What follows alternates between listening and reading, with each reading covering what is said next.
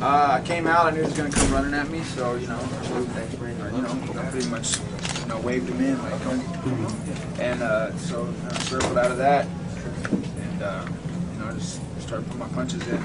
I came out standing a little tall. I'd like to, hear my trainer yelling at me, telling me to, get right. And so after I put the knee to the leg, he went ahead and let me put that knee to the leg over and over again. So, I'm like, well, I'm going to take what you're going to give me. You can't take knees like that to the leg over and over again, I mean, like after a good, 6 knees like that, you're not going to walk good on it. I'm sure he's having a lot of issues with that right now, walking around. Tomorrow is really going to be problems, take knees right to the leg like that.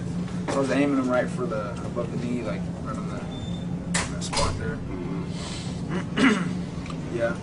Hey Nick, you were going. It looked like you were hitting. I mean, you hit hard, but it looks like you were really going extra hard for the first round. These things you should pepper them.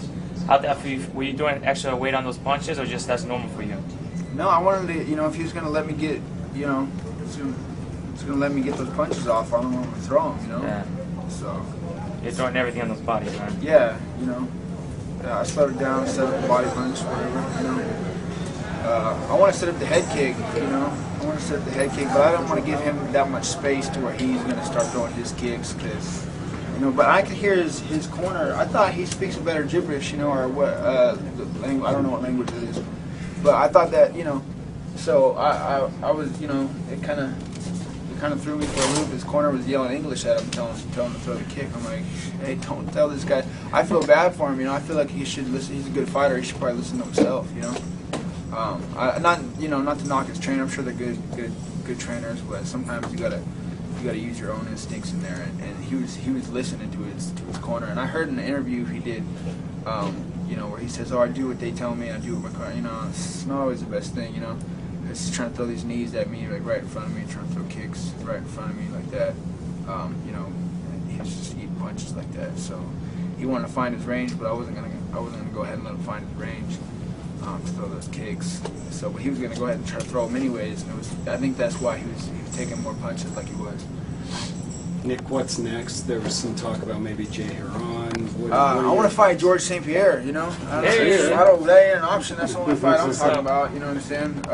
So whatever. I want to fight the best. I want to fight the people who everybody thinks is the best out there, because they don't seem to notice me. They don't put me on any magazines. They don't put my brother on any magazines. My brother won the last fight that he fought.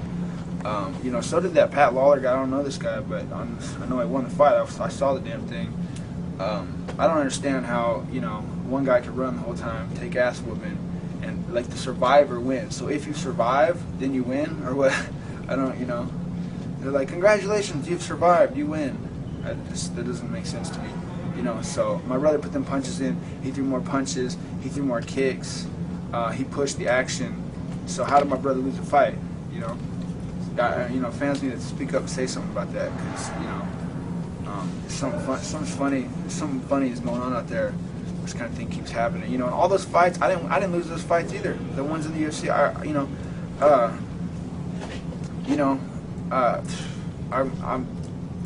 put the punches in. I went for the takedown. I pushed the action on. On the Sean Shirk fight, I fought Sean Shirk. I took him down. Watch that fight. I took him down. I put all the punches in. He came up and threw a little combination right in front of me, and they're like, "Oh, well, he did more than you." And I'm like, "What? Why?" Because he came out and he started throwing punches in front of my face. So. I think people need to learn a little more about the sport and figure it out. Start doing things right. 6 wins in a row. I mean, do you feel you're not getting the respect that you deserve? Well, I gotta finish guys if I'm gonna get anything, because I'm not gonna win. No, I can't go out there and play around. Otherwise, they ain't gonna. They don't give me decisions. They don't want me to win. I don't know what it is, but it's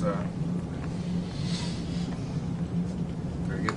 Hey Nick, how do you feel about a Robbie rematch? Just because a lot of people back with that fight, including me, that's when I became a fan. How do you feel a rematch like that? Robbie, I fought Robbie before. We fight at different weights. We're friends as far as I'm concerned. So I don't even want to talk about something like that. Robbie Lawler's not talking shit, trying to fight me right now. So I'm not gonna have anything bad to say about him. And you know, I was impressed with his, you know, that was good, you know, and yeah, I knew he'd win that fight. You know what I'm saying? I was a little disappointed in Joe Riggs. You know, I think he probably had issues with the cut. I'm sure if things don't go perfectly for him at that weight, then it's a hard time. He didn't look like he wanted to do much, but survive in that. So whatever. I fought tonight. You know, I was a little disappointed with the. You know, like this guy has an opportunity to do some. To go to the back or something, or do something, and he's throwing punches and he's making stuff happen. You know, he can make his own choice whether he wants to stay there and throw little punches right there, or put 2 hooks and try to, you know, take the back. But then I think that the referee separated it. You know, and that, you know, for all you know, that could have been my opportunity right there. You know, this guy wants to, you know, try to, you know, put it to the ground and start trying to do, you know, do stuff on the ground, or, you know, it's just, I think that was just a bad time to separate things. I think we could, you know, just let it happen. Whatever was going to happen was going to happen, you know. But for some reason, you know, I was on my back for a second, and then I come up for the single leg, and then the guy goes behind me, and then they separate it. So I don't need anybody separating us when this guy is in a somewhat dominant position behind me. You know, I didn't understand that. That's the only thing I can, looking back, I'm going, why did that happen? But, you know, I worked hard. You know, my brother and Jake Shields really came through for me on this one, and Gilbert Melendez too. You know, these guys both showed up. You know, they just fought. You know, they didn't need to have hard workouts like they did, but they came through and we trained hard. And I worked with my trainer, Richard Perez. You know, and I just I'm also, you know, last but not least, my coach Cesar Gracie. You know, he brought me sparring. He got me guys to train with jiu-jitsu. He's always, you know, we've always had the best jiu-jitsu people in and out. You know, coming in black belts, different black belts. I'd like to give a shout out to Half Gracie too, and you know, everybody on that, you know, everybody on this Northern California Gracie side. You know, remember where you came from. What's up? So Nick, how did you feel your conditioning affected you in this fight? Because it looked like you might have been a little bit hurt at one point, but you seem like you recovered. Yeah, I was never hurt at any point in time in this fight. You know, the only thing I got hit with, you know, it just kind of put a hole in my lip. You know, but I wasn't, you know, I wasn't hurt or rocked or dazed or whatever you want to call it. You know, I just, I think I lost my footing a little bit, so I sat, you know, I went ahead and sat down. It was fine. I don't need this guy running up, throwing one of his jumping, flying, whatever, you know, flying kicks at me. So, and if he wants to come in and, you know, and engage that on the ground, then, you know, he can do that. But I think that would have been a mistake for him. Just like I think trying to put, you know, 2 hooks on the ground would have been a mistake for him. That's why I was a little bit upset about the ref trying to, you know, get in the middle of that, you know. So, you know, I could have gone out there shooting on him. He could have sprawled on me and gone behind me, and then, you know, I could have made something happen from there like that. But instead, you know what I mean, I ended up sitting up into a single leg, and then the guy went behind me, and that was my opportunity. And the ref's like going, okay, pulling us apart, you know. You know, I know I could finish this guy on the ground. Everybody's like, why are you always stubborn and do your stand-up? And I'm going, hey, you know, people make it real hard for me. They don't want to go on the ground. They know I'm gonna finish them on the ground. And I just, you know, I think that I wasn't being stubborn. You know, I mean, I'll take whatever opportunity you give me. And he was letting me put them punches in, and there's no reason to try and take this guy down if he's gonna let me put these punches. He stands real square, I think, because he's a kickboxer. And I think that, you know, I think that a lot of kickboxing, these guys square up a little bit too much, so I will just put the punches and not let them have that distance. Do you feel like Jay Huron's earned a shot at your title after the win tonight? Yeah, it's sure, whatever. You know, I'd rather fight somebody that's a little more important than Jay Huron. I don't even, you know, wasn't that fight wasn't even on the main card. Right? No, I'm right. Yeah, that fight wasn't even on the main card, dude. So, like, why am I gonna fight him? Nobody even saw it. Nobody even knows who he is. You keep bringing me these guys. Nobody even knows who. Nobody. This guy. I know who Marius Zaromskis is, and I'm really impressed with him. He's one of my favorite fighters. I love the way he fights. I love what he does. You know, I wish I could come out there. You know, not that I can, but you know, I can go out there and hit some backflip and spinning, you know, heel kick or whatever. That's good. You know, I work on that too. But you know, this guy actually goes out there and does it. So. So is there anyone in the welterweight division that they have that actually gets you excited? Yeah, I'll fight George St. Pierre. Strikeforce. You know what I'm saying? Whatever. No, you know, there's people in the world to fight. You know, this is, you know. So can we, you know, assume that you were rooting for Joe Riggs tonight for that rematch? I was only rooting for Joe Riggs because I fought Joe Riggs, and you know, I wasn't rooting for Joe. I wasn't rooting for anybody. You know what I'm saying? I just watched the fight. I figured he was gonna do a little more. I figured, you know. Hey, do you think like a super fight, moving up, or something like that? I'll do whatever he's gonna pay me. I need money. I need to take care of my family. You know what I'm saying? I got Cesar Gracie Jiu-Jitsu opened up in Lodi. You know what I mean? I gotta make sure that goes well. You know, I got priorities at hand here. So, you know, you guys make it right, and we can do whatever. You know, it's not up to me. So I don't know. I'll fight whoever you want me to. You just pay me more money. Whoever you want to pay me the most money to fight, I'm gonna fight. You know. So. When would you like to fight again? Ideally. I'll fight whenever. You know, I'm ready to go. I'm training full time. You know, I got my brother and Jake Shields. They're gonna have to fight, and I'm definitely gonna come through for them like they came through for me this time. So, you know, I want big time coming through right after all of them. This fight was really bad timing for me. I thought, you know, I was at times I was left with nothing. You know, I had to. You know, Caesar's bringing me different kickboxers in, and I'm going places to train, you know, and,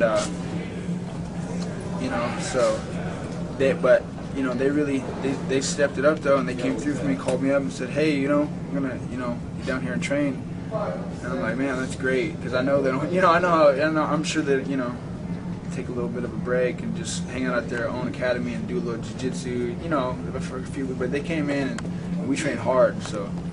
You know, I really appreciate it. I give special thanks out there to you guys, man. Jake Shields and Gilbert Melendez. Winning this title, where does that rank on your list of accomplishments? It's just another fight, you know. That's just another fight. I could be fighting anybody.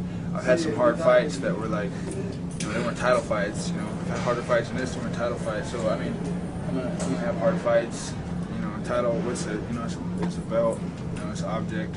It's just, you know, it's whatever.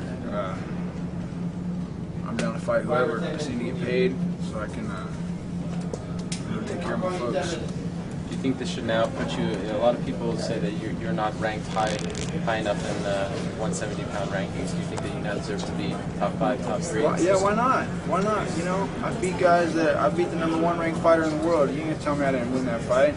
I'm like, okay, you know, whatever. You act like I was high or something. You know, that's why I won. Because I was high, I was numb.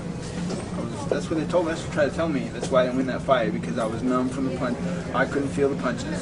And I'm like, really? I was like, okay, I must have been getting high or something in the locker room, because they had taken me in a van and put me in the arena, okay, and I sat there all day with Frank Trigg, okay, fighting in the same locker room, and I'm sleeping underneath the you know, the long neck. There was no getting high, nothing. So how, you know, why is this a, you know, a banned substance? You're gonna go ahead and you know, whatever, man, whatever. You know, medical cannabis is probably beneficial to your mixed martial arts, as far as I'm concerned, and to your well-being and to whatever. So, but you're gonna go ahead and, you know, point the finger at me like I did something wrong when I wasn't even told that was, you know, no one even told me that that's not okay. No one said, hey, because I went ahead and, you know, I submitted plenty of tests before, and those were all dirty tests, and nobody was testing them. So you could have said, hey, this one, we're gonna test this one.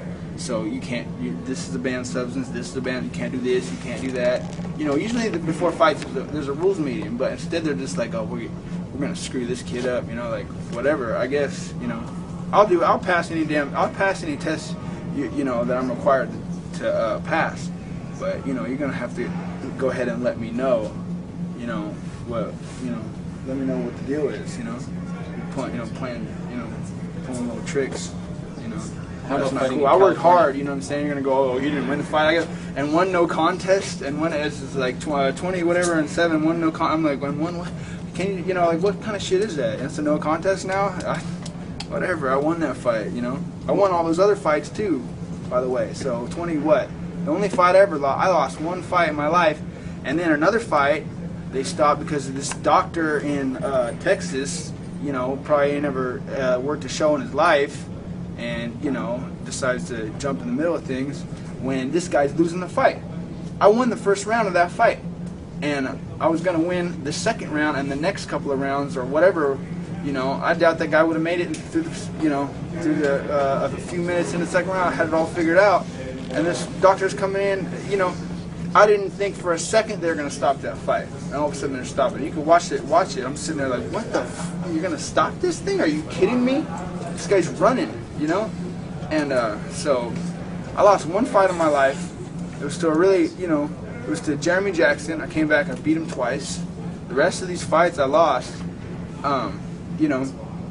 Okay, let's say I had a bad game plan up against Diego Sanchez, and I was really angry. I saw him throwing punches right at him. He's going right underneath him. But you know what? He looked like shit after that fight, not me. So he took an ass whooping more than some of the other guys, that I fought out there. But at least I'll give him that, okay, I lost that fight, if any. But the rest of those fights, I won those fights.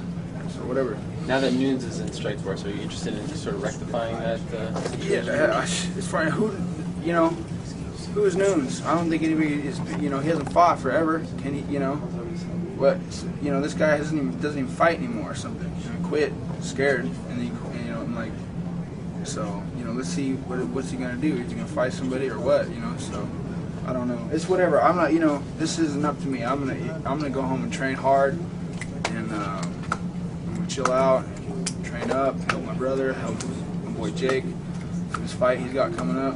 He's about to go do it, and I just want to thank Cesar Gracie. Thank you. Thanks, Nick. Yeah. Thanks a lot, Nick. Congrats. Thank you.